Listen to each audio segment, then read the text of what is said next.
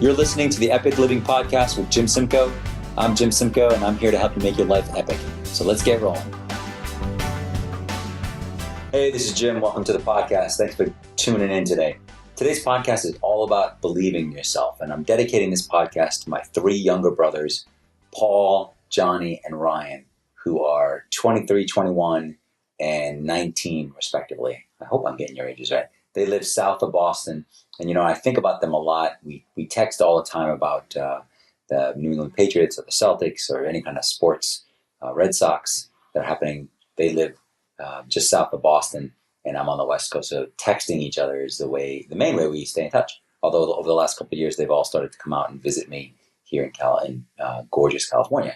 So anyway, this is all about believing in yourself. This is dedicated to you guys because I think as young men, this is something you need to know. And I think that, it's something everyone needs to know, but I think this is really geared for young men and trying to find your place in the world. And one of the best ways to do that, one of the best ways to start figuring that out and have a really strong foundation is really, really believing in yourself. And I think that's, this is so important for everybody. It's really the key to success in life.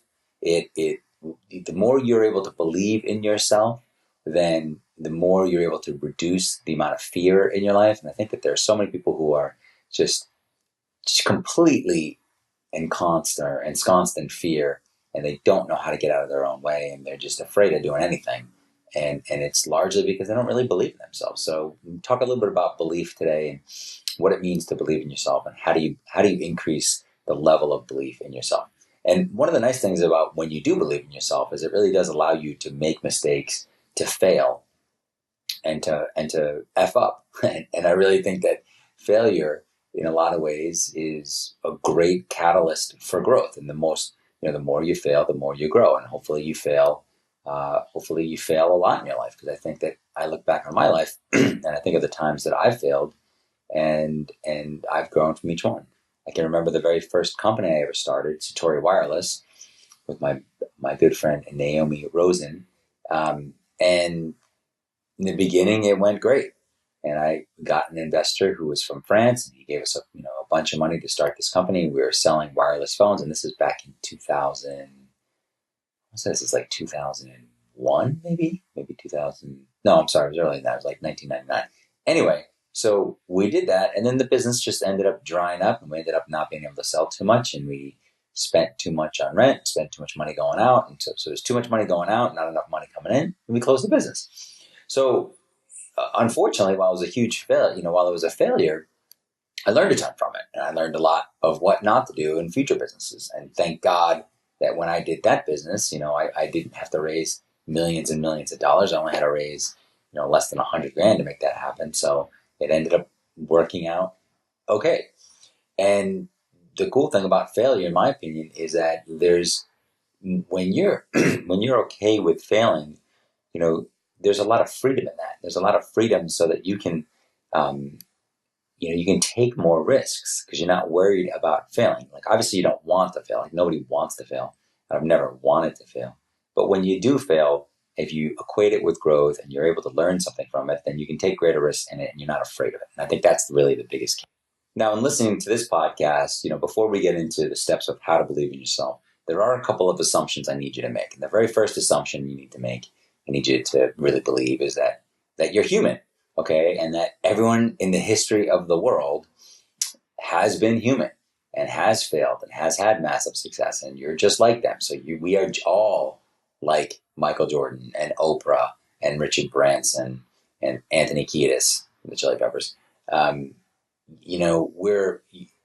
We're all human. So I need you to make that assumption. Like, look, I'm a human too, and I'm worth just as much as some billionaire guy on Wall Street, and I'm worth just as much as Mother Teresa or Angelina Jolie or Dalai Lama or whoever it is, because we're all human. So that's the first assumption.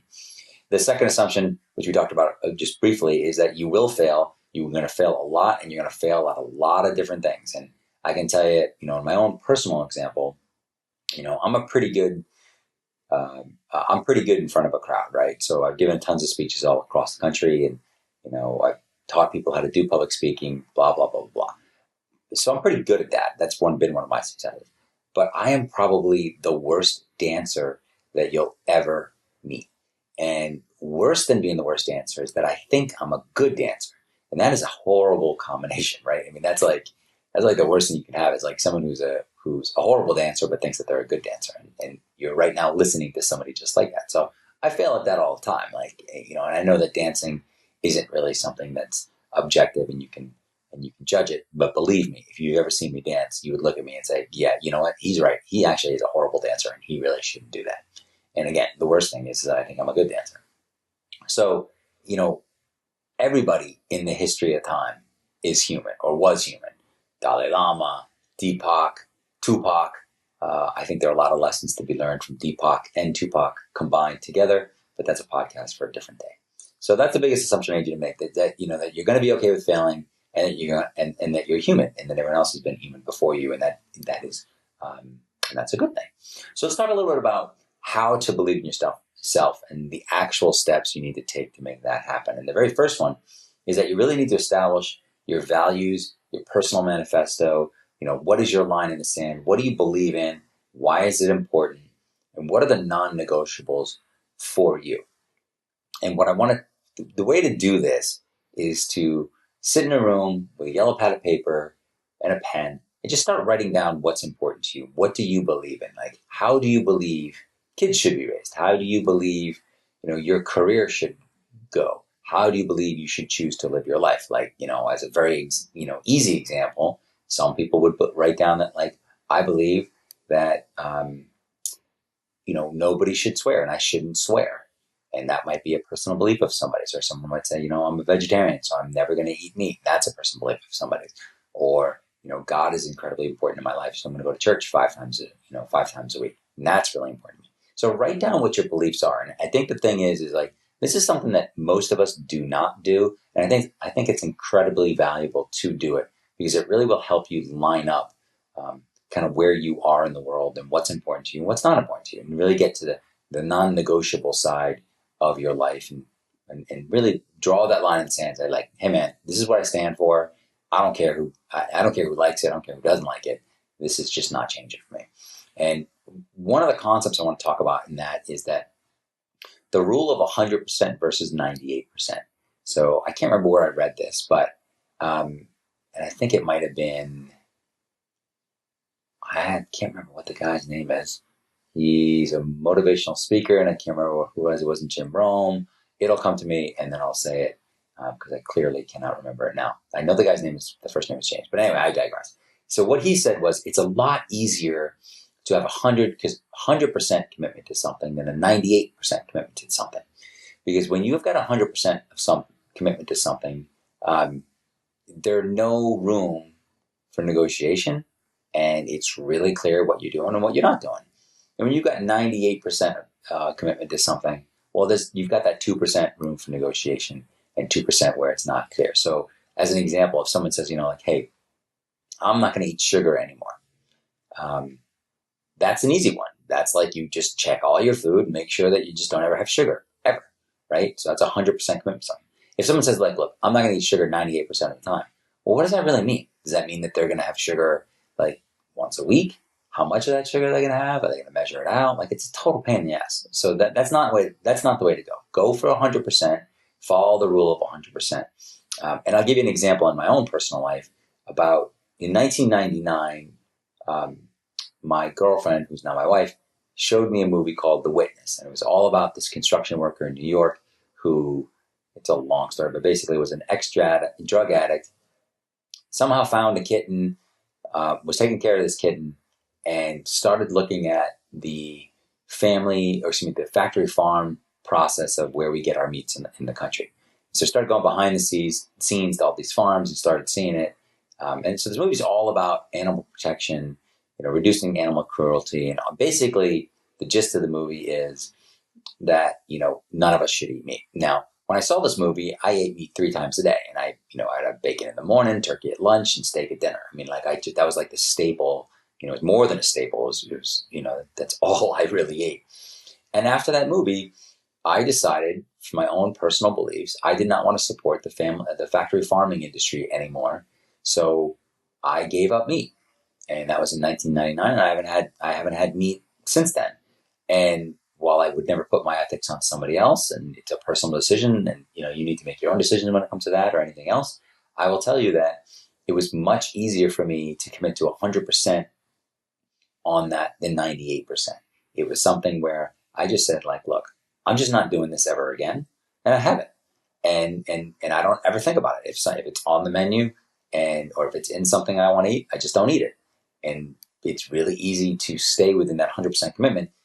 If I said, if I was going to commit 98% to it, then I'd have to like think about every meal. I'm like, well, does it have a tiny bit of bacon in it? Is that okay? Whatever. No, you just commit to 100% of whatever you believe, and then it works out great. And that was in 1999, and this is 2015. So that's 16 years I haven't had meat after having it 3 times a day, and it's all due to that 100% commitment to it. So that's the first thing: is you really want to establish your values, your personal manifesto, your line in the sand. What are you committed to 100%? What is non-negotiable for you? And what that, when you do all this, what it really does is it really will clarify in your mind who you are as a person and what you believe in. What are the things that are going to be key for you in your life. Now, the second thing to do, I know that one of the biggest challenges when you're establishing belief in yourself is like you say, well, I'm just not that good at anything, or, I've had kind of a boring life, and, the things that I'm good at aren't that important. And really, that's all crap.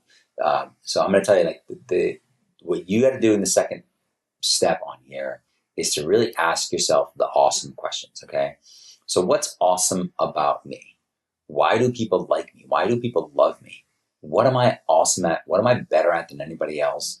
And what can I do? Here's the running joke I always say to people is like, what could you do one-handed with five vodka tonics in you? Like, what could you just do blind, off the cuff, without even thinking of it? Like, for me, that would be going out and giving a speech, going out and coaching somebody. It would not be, running spreadsheets all day. I mean, that's just not something I'm fantastic at. I can do it, but I'm not that great at it. So think about what you're good at. What do people tell you you're good at? What do people like about you? What do people come to you with questions about? Like, what, are you a person who is really good at cars? Are you someone who is really good at giving advice to your friends? Are you really good at, it could be anything. It could be sewing. Are you good at yoga? Are you good at fantasy football? One of my brothers, or 2 of my brothers, are really, really good at fantasy football. That's something that, although it may just seem kind of funny on the surface, really does take a lot of research and a little bit of acumen to figure out like what teams are good, what teams aren't, what teams aren't. And Ryan and Johnny are really good at that. Paul and I are not good at fantasy football, although we like it. And although I think Paul won it last year. But anyway, so ask yourselves the awesome questions of, what am I good at? What's awesome about me? Like, am I a great person to talk to? Am I a loyal friend? Am I always there for my friends? Am I always there for my family? Am I quick to help others? Whatever it is, you got to make a list of the things that you're awesome at and what makes you awesome. Because again, what we're trying to do here is increase your belief in yourself. And one of the ways to do that is we need you to see how valuable you are to the world, and that you're just not this tiny little microcosm in this huge sea of humanity. It's like you matter and you are important. And God, that sounds kind of cheesy when I say it out loud, but I mean, I really do mean that. So anyway, so that's the second step. The third step to really increase belief in yourself is to lean on your past successes. Because really, at the end of the day, past performance is a great predictor of future success. For me, as an example, I've started several businesses and I've been successful largely in each one of them. I've got 2 daughters.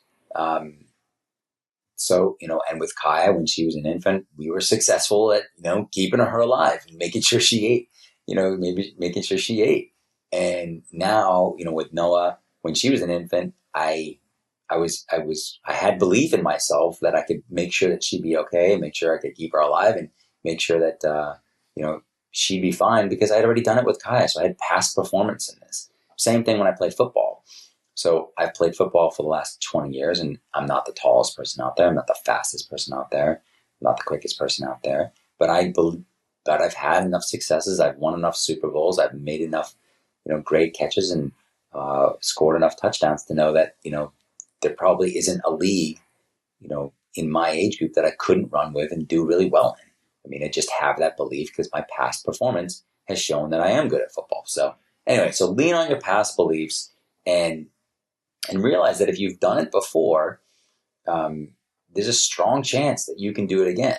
You need to think about that. You need to think about the things that you've been successful at and think about like, okay, like if you're, as an example, let's say you're in college and you made it through freshman year and you got decent grades, but you're really stressing out about sophomore year and you're really stressing out about, God, this is going to be so much harder. Pharmacy school's, ridiculous. My brother Ryan's in pharmacy school with his buddy Robbie. You don't need to think back of it, and you need to think like, okay, well, look, I made it through freshman year, so why wouldn't I be able to make it through sophomore year? Past performance is a great predictor of future success. And the key is, it's really not the thing that you did, it's just that the fact that you were successful, okay? So keep that in mind. It's not about the thing and what you did. It's more about the fact that you tried to do something and you were successful doing it. And the next step in increasing the belief in yourself and increasing your self-belief is to really accept the inalienable truth about other people in the world. And that is that they are scared too. They are unsure. They don't want to look stupid either, and on a daily basis, you see their daily highlight reel. You do not see them usually when they're upset, when they're crying, when they're snoring, or when they're drooling in their bed. Like, you just don't see that. You see their best public self. And you walk around with yourself all day long and you see yourself 24 hours a day. So you see the good and bad in yourself. You largely only see the good of the people. You only see the best of what people are putting out there on a regular basis. Like, so, if you're at a coffee shop, for example, you take a look around, you say you're at a coffee shop or you're at the gym or whatever, you take a look around and you see like the most beautiful girl you've ever seen in yoga pants. And she's just gorgeous and her hair's thrown back and she's laughing and, while she's drinking her latte, and you're like, God, how could I ever be with a girl like that? She's perfect. And I am just a complete bump on a log. She would never notice me. Well, you know what? Guess what? That girl today woke up with bad breath, probably had diarrhea, and she probably thinks she's fat. And maybe she hates her body. So, again, you're only seeing her best self her best public self. You're not seeing, what she faces behind the scenes. And I got to tell you, for you young guys out there, I felt just like you when I was younger, and I would be like, I would look at, a gorgeous woman and think like, wow, that girl could never go out with me. Why would she ever want to go out with me? And what I've learned as I get older and having daughters and being married is that, like, that hot girl that you're looking at is probably as freaked out as you are, and is probably as nervous as you are about being approached by you as you are of approaching her. So just keep that in mind. Both sexes have insecurities and uncertainties that we all face. So just accept that about us. A big part of accepting this is like, everyone is like you. Everyone is feeling unsure, uncertain a lot of the time. And this is not just you who's feeling that. Most people feel that way. So don't think that that you're unique in that way, because you're probably not. And really, don't compare someone else's highlight reel, their public highlight reel, to your 24/7 behind the scenes life with the goods and bads. And a quick side note here: I'm sorry if the audio sounds a little choppy. For some reason there's a garbage truck that is like parked behind our office that is either, I don't know what the hell they're doing, but they've been out there just beeping their thing for a little bit. So I keep trying to edit them out. But again, editing is not something I'm great at. So thank you, Evelyn, for doing what you can with this. Evelyn is our audio auditor based out of Bosnia. I've never met her, but she does great work. She edits everything really fast, so I love working with her. So anyway, Evelyn, have fun with this one. Anyway, back to the topic. So, don't compare someone else's highlight reel to your behind the scenes total life. Now, the next thing to really improve your belief in yourself is that you have to be comfortable with being uncomfortable. You're going to have to be comfortable with being uncomfortable. You're going to have to be comfortable not knowing something. You're going to have to be comfortable not knowing whether you can be accepted, whether people are going to laugh at you. You're going to have to put yourself in a place where you could potentially get rejected. And the thing about this is that very few people are comfortable being uncomfortable. Once you get to the point of being comfortable being uncomfortable, it's incredibly liberating, Because now you're not worried about what other people think. You're not worried about, how other people are going to look at you. And you're also not worried about getting rejected. And I think a big result of that is that you get rejected less and that things tend to work out for you because you're not worried about the outcome. So being uncomfortable with, being comfortable with being uncomfortable is really a key tenet in having more belief in yourself. And the more you're able to do that, the more you're able to grow, and the better off you're going to be long term. How do I know this? Well, because I'm 45 years old and I've probably made a lot more mistakes than you'll ever make. I've made thousands and thousands and thousands of mistakes, and I can tell you that I've grown to be accustomed and I've grown to be comfortable with being uncomfortable. And so I can tell you from my own life, and I think it's probably true for your life too, the better you are at being comfortable with being uncomfortable, the better life is, and the easier things will be. Trust me on this one. You don't have to love it. You definitely don't have to love it, but you can trust me on it. So, all right, so let's get into the next thing. Let's talk about why, another way to increase your own self-belief. And this one is pretty important. This one is to realize that you're actually stronger. You're significantly stronger than you think, my friend. You are more capable and more resilient than you can even imagine. And as humans, this is just how we're programmed, right? So this is not just you. This is the entire human race. And there are 1,000 examples, millions of examples of people being significantly stronger and tougher than you would have expected. So like one example that I always like to use is the if you've seen the movie Alive, which is based on the Uruguayan Air Force Flight 571, also known as the Andes flight disaster. This is the one where it's the rugby team. They crashed in the Andes. It was a chartered flight carrying about 45 people. A bunch of them died. This happened in 1972. So a bunch of them died.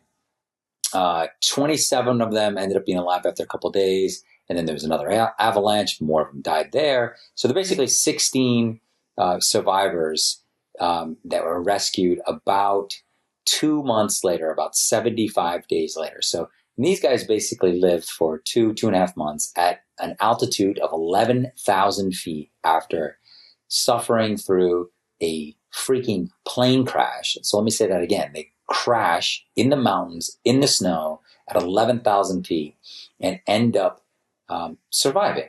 And two of the dudes end up rescuing everybody because they end up walking out of the mountains and getting into Chile, which is they find somebody, they do a 10-day trek across the Andes, and then they find somebody, they walk to Chile. They find Sergio Catalan, who gives them food and, alerts the authorities, and then they go pick up everybody else. So this is an amazing testament of the strength and the perseverance that is in each one of us. Because there's no way these people should have lived through this, right? There's no way, people should have been able to live at that altitude in the snow for 2 months. It just isn't possible. And then if you can imagine, after being up there for 2 months, if you can imagine saying like, okay, I haven't really eaten anything good in 2 months. I lost a ton of weight and I just went through a freaking plane crash. Now I'm going to go walk 10 miles in this direction just to see if I can find someone who can help us. I mean, it's just amazing that those guys were able to do it. I mean, geez, like I stress out if I've got to walk, a quarter mile to the Whole Foods, or if there's a line at Whole Foods, and these guys are just, they're walking out of the Andes mountains. And again, at 11,000 feet. So trust me when I tell you that you are significantly stronger than you think you are. And, I'll give you another kind of example around that of on the, I would say the much shallower end of the pool, being stronger and being, having the ability to put yourself out there when you're scared out of your mind. When I was in college, my best friend, Jim Egan, great guy, total Beastie Boy and Chili Pepper maniac like me. So him and I became fast friends in school. We were sitting around one night, and I believe it was actually on my birthday, because they threw me a surprise birthday party, and so it was his job to keep me occupied. So for whatever reason, we're doing shots of Southern Comfort, which I haven't drank since then because I got significantly sick, and I'm not a big drinker. Probably one of the reasons I'm not a big drinker is that evening. But anyway, we're sitting around doing shots of Southern Comfort, and I'm like, hey man, we should start a band. And he's like, okay, cool. Like, well, we don't play anything though. And I was like, all right, well, that's not a big deal. Like, you play drums. And he's like, okay, cool. What are you going to do? And I said, I'll sing. And obviously that was a Southern comfort talking. And I don't know what I was thinking because I'm not a singer. I've never taken voice lessons. And, I don't think I have the greatest voice in the world from a singing perspective. But fast forward a couple of months and we get a band together and we are about to play at our very first gig in the Quad Jam room, which is this old, dingy basement room of our dorm. And there's probably 100 people in there.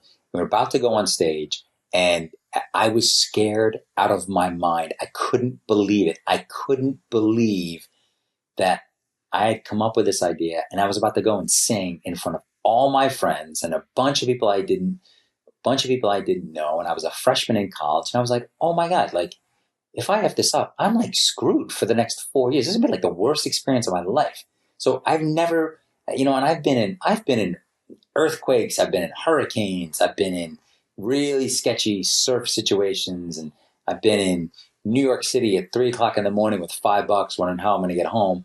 And I've never been as scared as I was as when we were about to go on stage as our first gig at Bafa Bafa. So, that took a pretty significant amount of strength for me to go out there and push through that and be resilient, to get through that because I was scared out of our mind. And I just didn't think I could do it. I was like, I'm never going to remember these words. I'm not going to be able to sing. I don't have any voice for this. And I was like, everyone's going to hate us. Like everyone's going to hate us and I'm going to have no friends. And like in an hour when we're done, I will have no friends. That's basically what I was thinking when I went up there.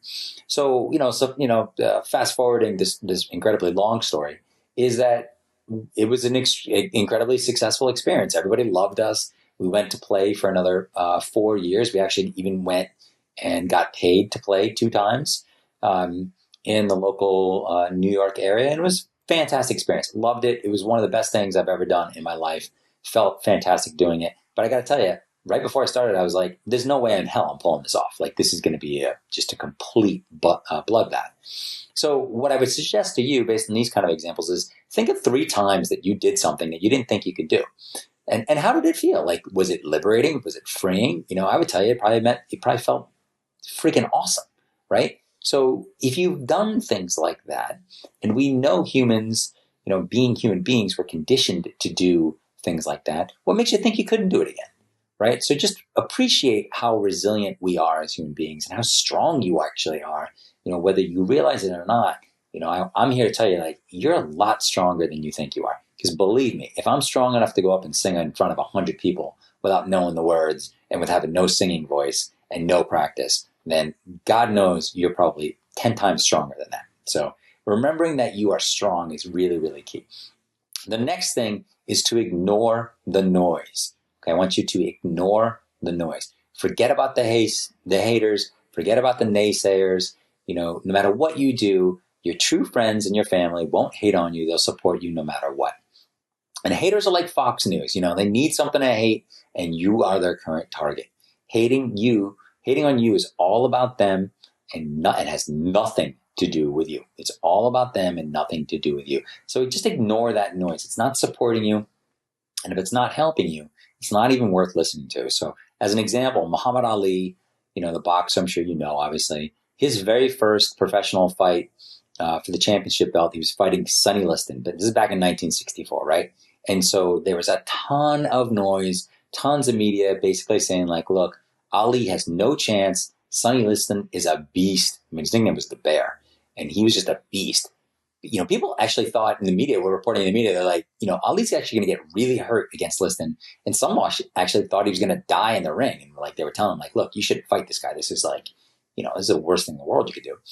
Anyway, what Muhammad Ali did besides, talk smack the entire time was he did a really good job of ignoring the noise. So he didn't buy into what the haters and the naysayers said about him because he had ultimate belief in himself and he knew he was going to win. He was very, very confident in himself and he had a ton of self-belief. And the result of this is he went in there and he kicked his ass. He went in there and kicked Sonny Liston's ass and he, beat him up and drove him around the ring and it was way too fast for Sonny. And in the 7th round, beginning of 7th round, Liston didn't want to fight anymore. He spit out his mouthpiece, and Ali got the victory in the 7th round from a technical knockout. So this is, to me, probably one of the best examples of just ignoring the noise. Forget the naysayers, or the haters and the naysayers. Don't listen to those knuckleheads. They're not going to get anything. They're not there to give you something positive in your life or provide a positive thing in your life. They're there to try and tear you down, because they're probably super insecure and they don't like to see other people be successful. One of the things that I do, because I've obviously had a lot of naysayers and haters in my life, both work-wise and sports-wise or whatever else, is like one of my big things is I really get a kick out of proving them wrong.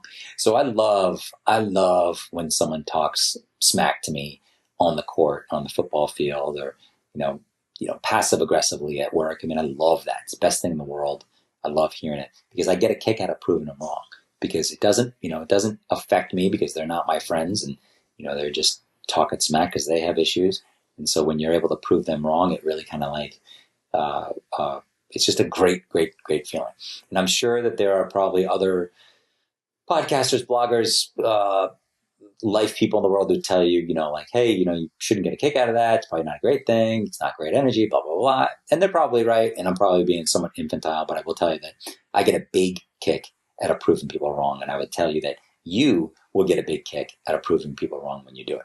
I just think it's fantastic. So I recommend it highly. The next thing, the very last thing I'm going to say, and I've talked about this, is a reoccurring theme in this podcast and the podcasts I have, is to really increase your self-belief, and how to increase your belief in yourself is to sweat it out. So exercise dramatically increases your belief in yourself because it exhibits discipline. You have to be disciplined to exercise. It also releases endorphins, like those feel good feelings.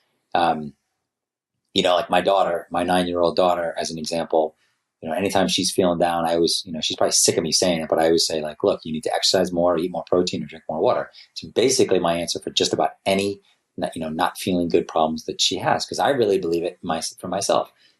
Like I said before in a previous podcast, when I was sick with pneumonia for 6 weeks and I couldn't exercise, I was going nuts. And I'm sure I was a horrible person to be around because I was just bummed out. And I really was having all kinds of mood swings and just didn't really believe in myself and just, blah, blah, blah, blah. And I got to say, after sweating it out and getting back to working out, I'm back to my normal self. I've got tons of self-belief and I really believe I'm doing the right thing, and, et cetera, et cetera, et cetera. So I really believe that sweating it out is key, because here's the other piece of this, is that every step that you take is a validation of you doing something. Okay. You're not just sitting on the couch. So even when you're working out, even if you're just going for a walk, what your brain hears when you're moving or you're working out is like, hey, you just moved a foot. And then your brain says, hey, you moved a foot and we didn't die. And then your brain says, hey, this is good. Let's do more. So it's really telling you, look, sweat it out, because your self-belief will increase. Because each time you do something in exercise and you go a little farther, that tells you subconsciously that you have the ability to go farther and you're stronger, okay? And you're more resilient. And that's stuff that increases your self-belief. I can tell you the very first time I ever went running, when I was training for a marathon, I think the most I had run in college is I probably had run 2 miles for lacrosse training. And first time I went running, I think I did 3.5, and I was dying. That was the worst run I think I've ever had, in my life up until that point. Probably still is the worst run I've ever had, even compared to marathons that I've run. It's just just miserable. So, but I did it. And the next time I went out, I think I did 5 miles. So the idea here is you push your body, and what that tells your brain is look, we can go farther than we think, which is a huge and dramatic, shot to yourself. Self-belief. So it really helps you believe in yourself, because you're like, hey man, this is freaking great. I went farther than I thought I could have gone. And how awesome is that? So anyway, sweat it out and your self-belief will increase. So I hope this podcast has been helpful. They're just in closing, there's really no magic formula to increase your self-beliefs, but hopefully I've given you some ideas to think about for you to do it. These are the keys to get you going. You really don't need anything else. You don't need to do any self-help classes or read tons and tons of books about this. This is really all you need. And one of the big keys, like I said before, is being uncomfortable or being comfortable with being uncomfortable. If you're able to do that, you'll see that your belief in yourself and your success will skyrocket, because the higher your belief in yourself, is directly proportional to your success in what you do in your life. So, when you're doing this, as your belief system increases and as you believe in yourself more and more and more, the results you can expect are that people are going to look at you differently. People just look at people differently when you exude confidence and belief. You're seen as a leader. You're seen as someone who's stronger than most people. You're seen as someone to be connected to, someone to work with, someone that they want on their side. In many ways, you're wanted, you're desired, and you're coveted. People want to be around strong people. It gives them a sense of comfort. It also gives them a sense of hope. So when you are a confident person who exudes self-belief, people look at you and they say, God, I want to be like that guy, or I want to be like that girl. It's a comforting thing for them, and it also gives them hope, because they say, hey, that guy doesn't look that much different than I do. Maybe I could be like that. Maybe I have a chance like that. And that's one of the greatest things about it, is like, the more you believe in yourself, the better example you're serving for others, which I think is a huge, huge piece of it. And really, at the end of the day, belief begets success, and more success begets more belief. So it's a self-fulfilling prophecy. It's the greatest it's the greatest self-fulfilling prophecy in the world. I had an espresso about 2 hours ago. It's the first one I've had in a couple of weeks, so you probably could tell. But yeah, it's the greatest self-fulfilling prophecy in the world. Because if you think you're strong, you're right. And if you think you're, and if you're acting confident, you are. And these are great things. So hopefully this podcast has been helpful. As always, I really appreciate you listening in. And if you like this podcast, I'd love it if you left a review on the iTunes page. And then I'll also include show notes at the bottom here as well. Thanks again for tuning in, and I will see you guys next time. Hey guys, thanks for listening to the podcast today. If you want more information, check out my website at jimsimcoe.com, JIMSIM as in Mary, COE.com for more updates and some free guides to help you make your life epic. With that said, I hope you have a fantastic day, and I look forward to talking to you soon. Thanks.